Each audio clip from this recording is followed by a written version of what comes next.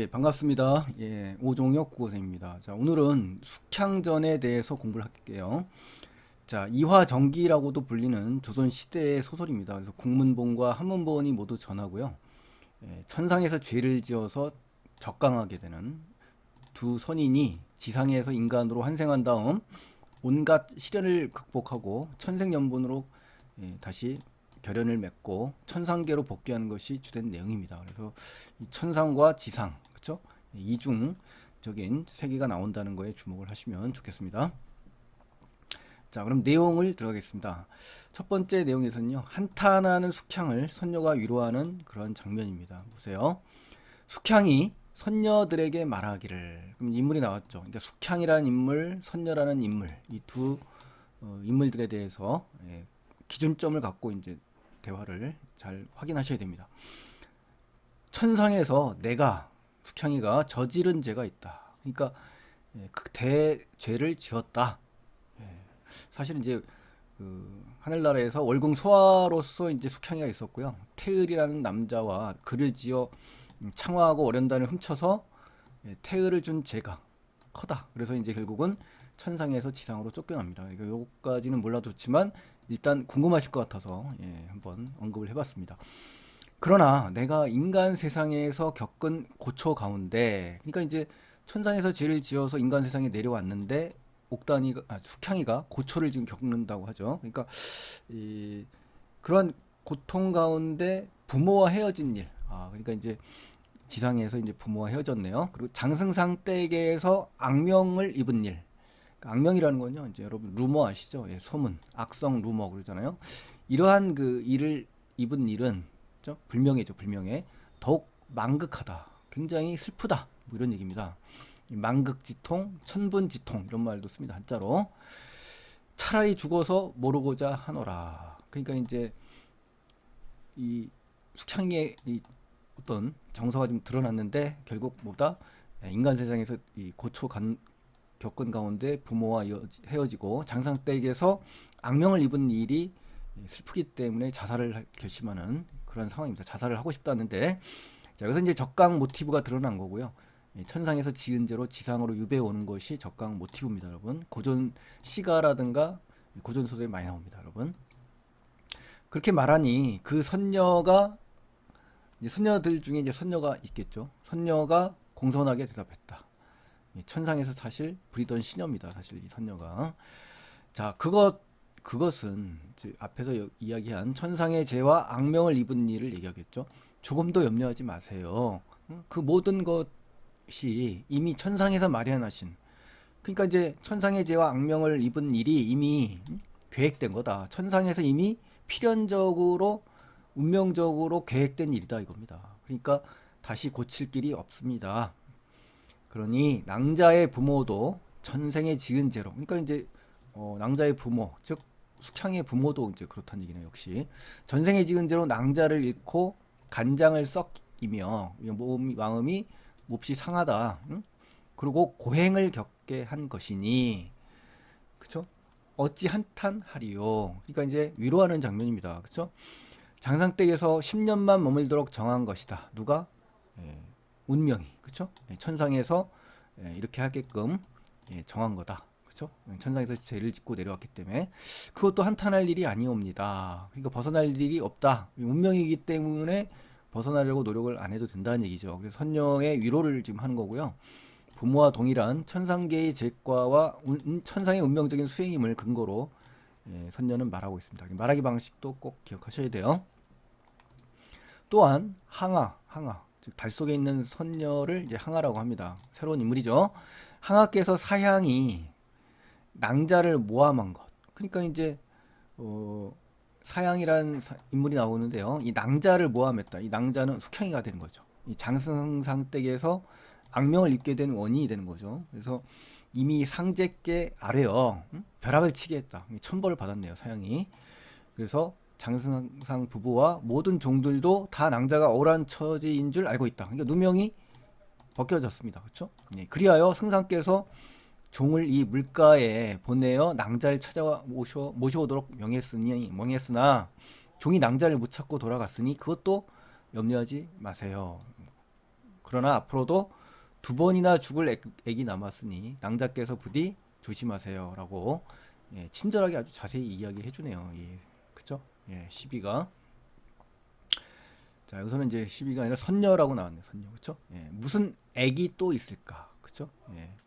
그러니까 이제 천상에서는 시녀입니다. 그렇지만 지상에서는 선녀로 이렇게 나와 있으니까요. 구별해 주시고요.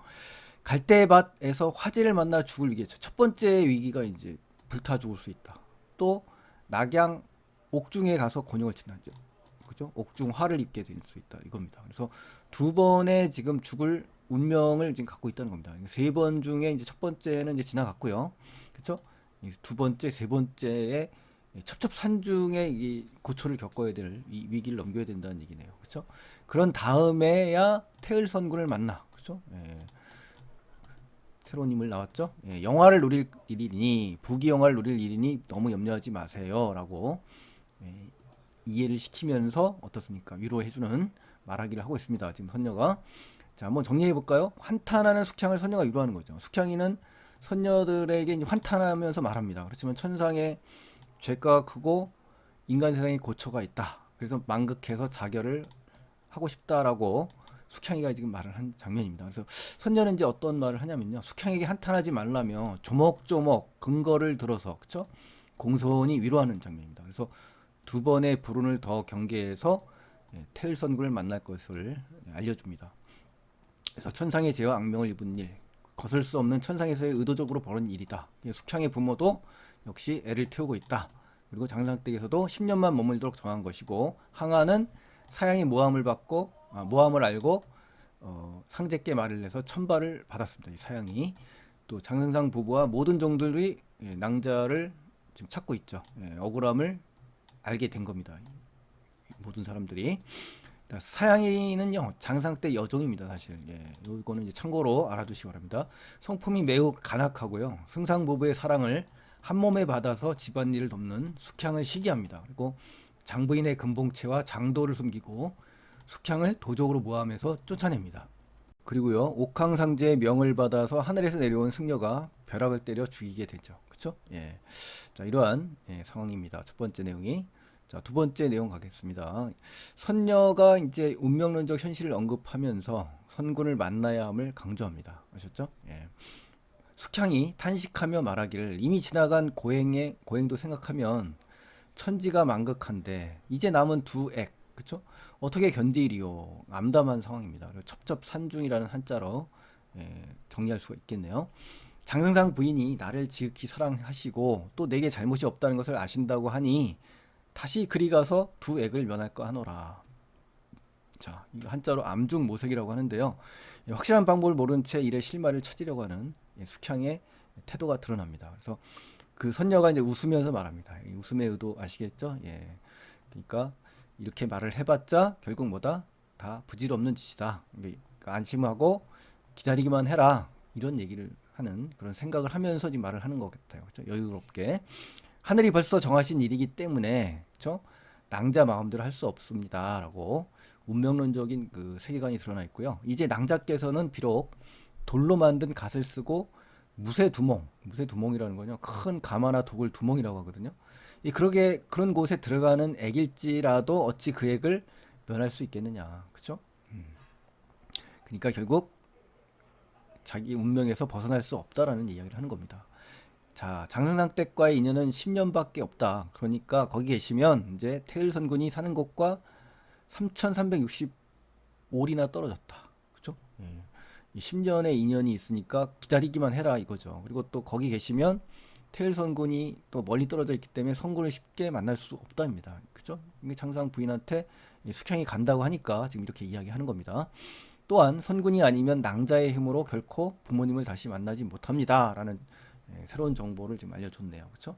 그래서 여기서 말하는 그 선녀의 말하기 기법 꼭 기억하셔야 됩니다. 숙향의 이러한 말을 어떻게 대응했다?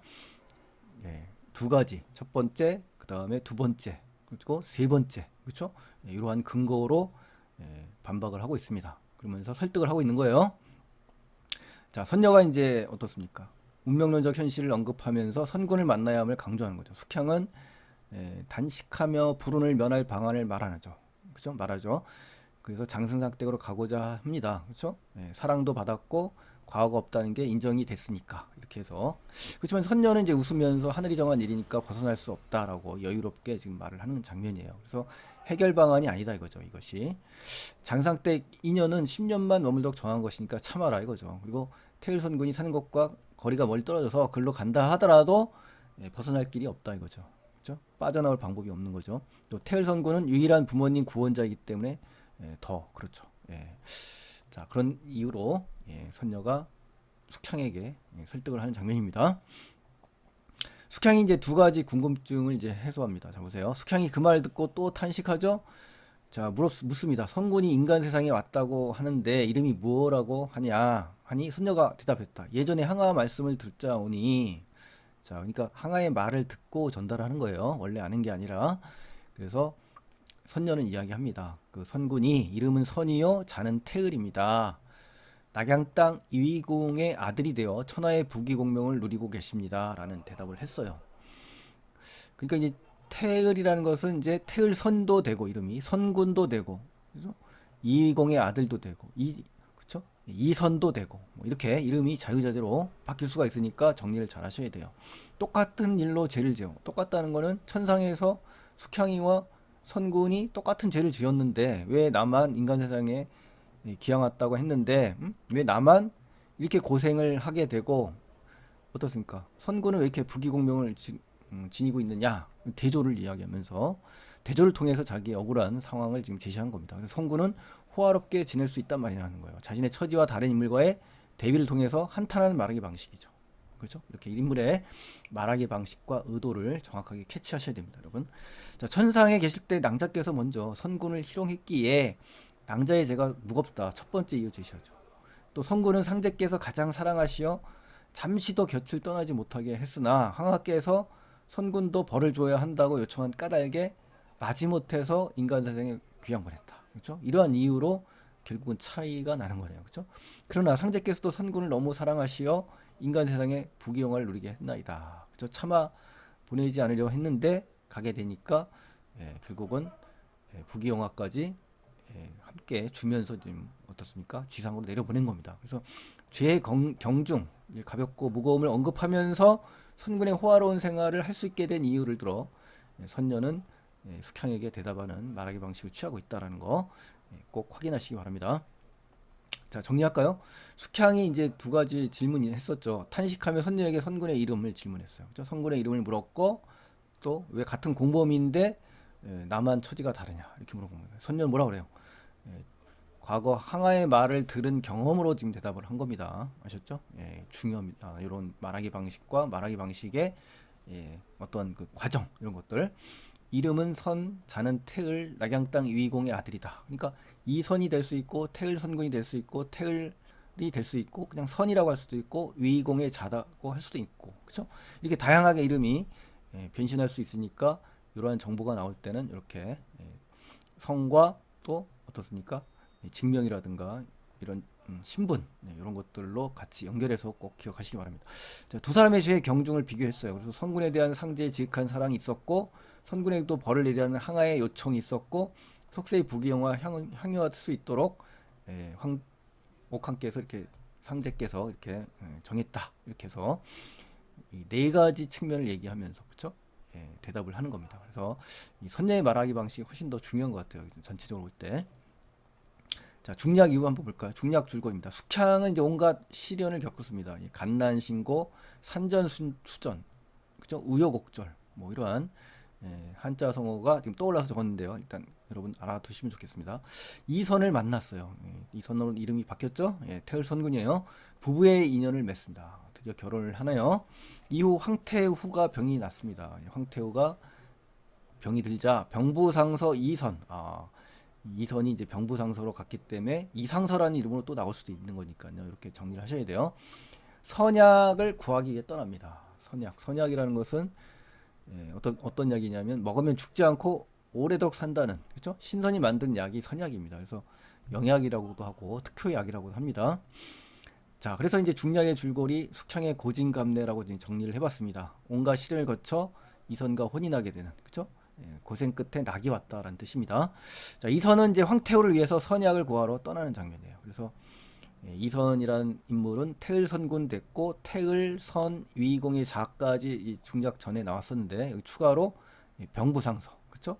또는 이상서라고 할 수도 있습니다. 그러니까 이렇게 해서 인물이 나오면 정리를 바로바로 해서 알아두시면 좋겠습니다, 여러분. 자, 네 번째입니다. 이선은 용왕을 만나서 어때요? 용자와 선계로 향하게 됩니다. 병부상서, 즉 태을선군이죠. 이선이에요. 용왕께 인사한 다음에, 그쵸? 빠르게 만남을 지금 하고 요약적으로 이제 제시한 겁니다. 선관의 의복, 즉 선관이라는 것은 이제 신선들이 벼슬살이 할 때 입는 옷을 선관이라고 합니다. 선관의 의복으로 갈아입었어요. 그죠? 신선의 의복으로 갈아입고 물가로 나왔어요. 그러면서 용자는 이제 용왕의 아들을 용자라고 합니다. 그래서 벌써 조롱박 하나를 가지고 왔어요. 그리고 상서가 용자와 함께 어디로 가요? 그 박을 타고 노를 젓지 않았는데도 화살처럼 빠르게 바다 위를 떠갔습니다. 이 전기적인 요소라고 볼 수가 있습니다. 비현실적인 요소.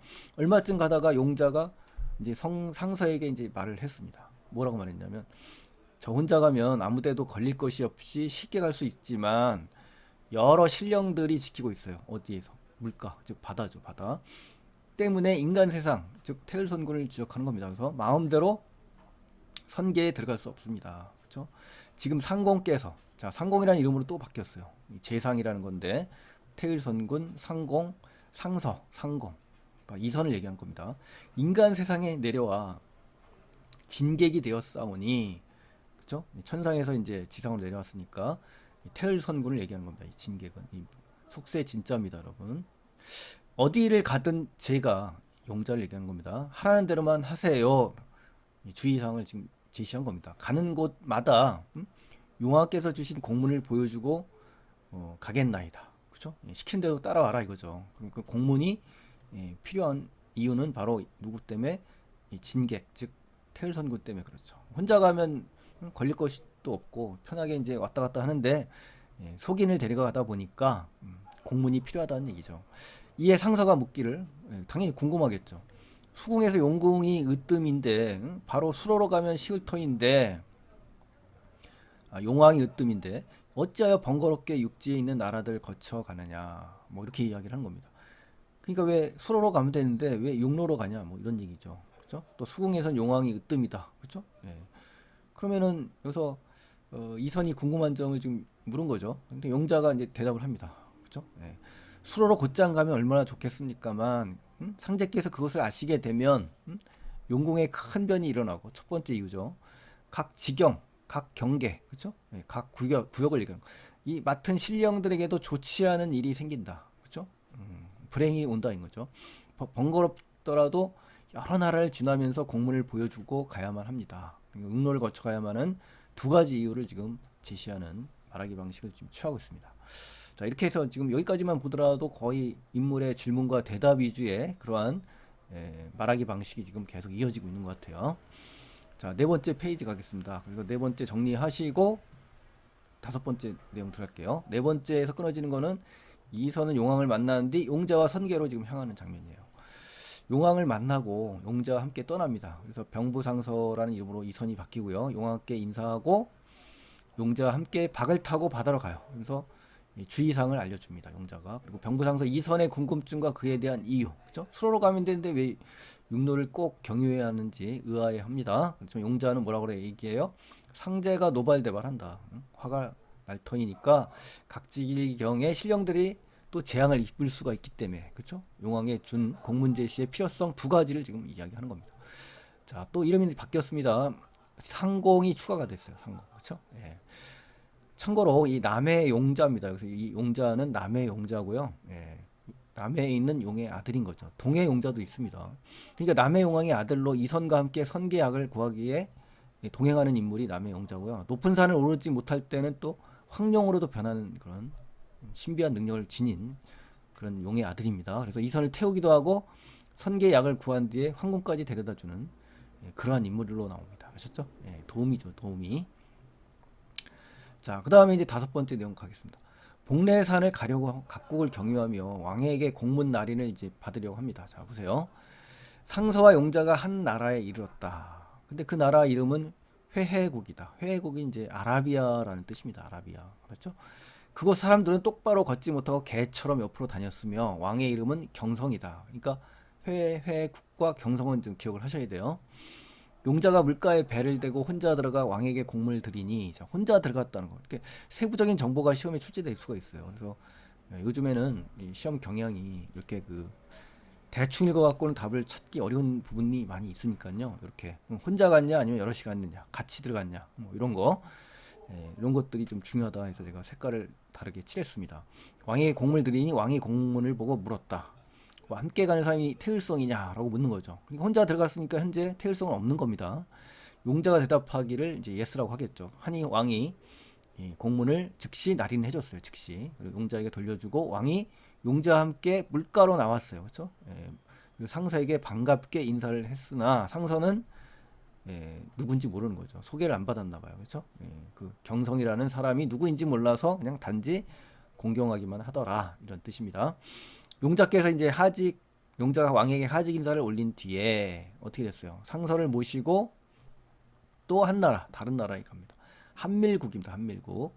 그곳 사람들은 이제 화식을 먹지 않아요. 그럼 생식을 한다는 얘기네요. 꿀만 먹고 살며 왕의 이름은 필성이었다. 그렇죠? 한밀국 필성입니다. 용자가 공문을 들이니 왕이 보고 말하기를 그대가 태일성을 모시고 가는데 이 앞이 제일 위험하니 조심하라. 그러니까 위험한 지역까지 경계하는 말하기를 하면서 도장을 찍어줬겠죠. 그렇죠? 또 한 나라에 가니 이제 유리국입니다. 유리국. 자, 유리국. 그 땅에 사는 사람들은 모두 중국 사람과 비슷했대요. 생선처럼 비린 것을 또 어때요? 먹지 않는데요. 그리고 왕의 이름은 기성이었다. 유리국의 기성이에요. 용자가 왕에게 공문을 드리니 왕이 화를 내네요. 특이하네요. 그러니까 특이하니까 어떻습니까, 여러분? 기억을 해야 되겠죠. 특이한 사람은 당연히 뭡니까? 기억을 해야 됩니다. 그래서 여기 나오는 그 요리국의 기성, 그렇죠? 요 기성만큼은 기억을 꼭 하셔야 되겠네요, 그렇죠? 그래서 별을 한번 달아봤습니다, 여러분. 자, 그 다음에 이제 우리 용자가 왕께 공문을 드리면 이제 화를 냈죠, 이제 분개, 노발대발, 분노, 대로, 그렇죠? 대로. 크게 화를 내면 대로, 크게 기뻐하면 대희, 하셨죠? 참고로 알아두시기 바랍니다.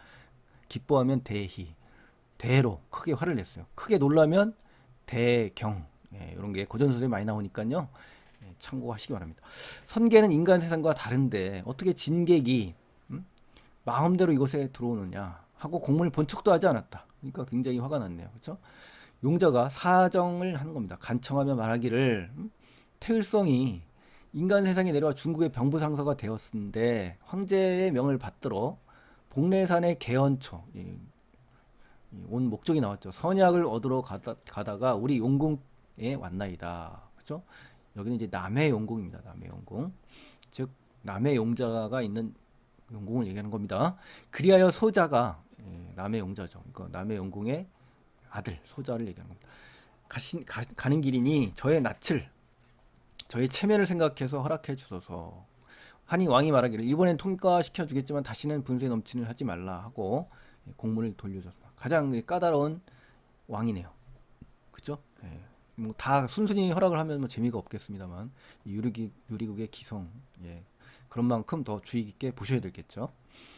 자, 여기까지 정리해 볼까요? 복례산을 가려고 각국을 경유하는데 왕에게 지금 공문 날인을 받으려 하는 나라 세 군데를 지금 열거했습니다. 회해국은 어떻습니까? 경성인데 사람들의 모습, 또 왕을 만나고 반갑게 인사하고 굉장히 친절하고 배려심이 있네요. 그렇죠?